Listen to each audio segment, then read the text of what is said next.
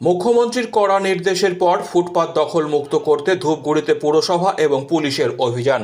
বুধবার দুপুরে ধূপগুড়ির new market এলাকায় অভিযান চালায় পুলিশ এবং ধূপগুড়ি পুরসভা।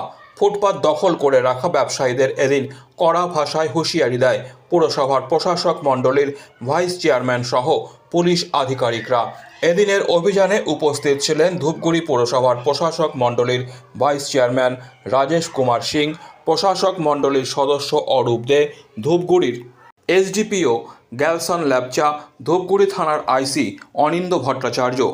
যে সমস্ত ব্যবসায়ীরা ফুটপাত এবং রাস্তার ওপরে জিনিসপত্র রেখেছে তাদের কড়া ভাষায় হুঁশিয়ারি দিয়ে ফুটপাত ছেড়ে ব্যবসায়ীদের ব্যবসা করার নির্দেশ দেওয়া হয়েছে, অন্যথায় কড়া ব্যবস্থা নেওয়া হবে।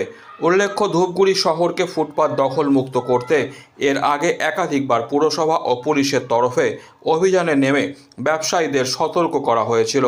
কয়েকদিন অভিযান চালানোর পর অভিযান বন্ধ হতেই ফের এক শ্রেণীর ব্যবসায়ী রাস্তার ওপর ব্যবসার সামগ্রী রেখে ব্যবসা করে যাচ্ছিলেন। রাস্তায় এদিন অভিযানে নেমে পুলিশ ও পুরসভার তরফে ব্যবসায়ীদের রাস্তার ওপর থেকে সমস্ত রকম ব্যবসার জিনিস সরিয়ে নেওয়ার নির্দেশ দেওয়া হয়েছে। একদিনের মধ্যে সমস্ত কিছু সরিয়ে নিতে হবে।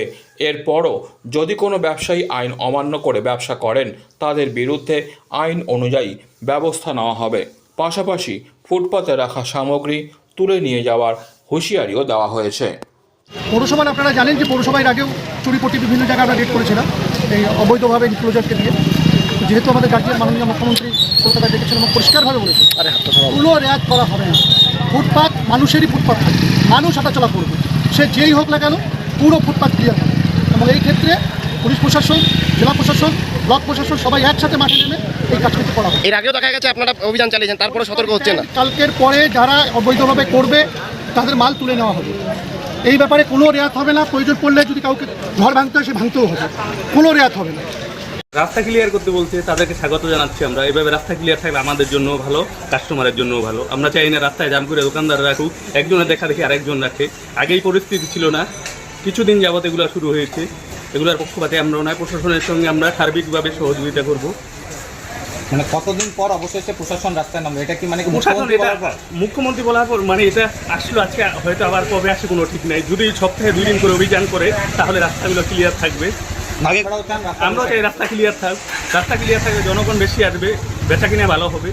বছরে কবার আসতো এর আগে কোনোদিন দেখিনি, আজকে দেখলাম। নাম বিপ্লব Dutta. Disclaimer. This channel may not promote any violent, harmful or legal activities. All content provided by this channel is meant for an educational purpose only.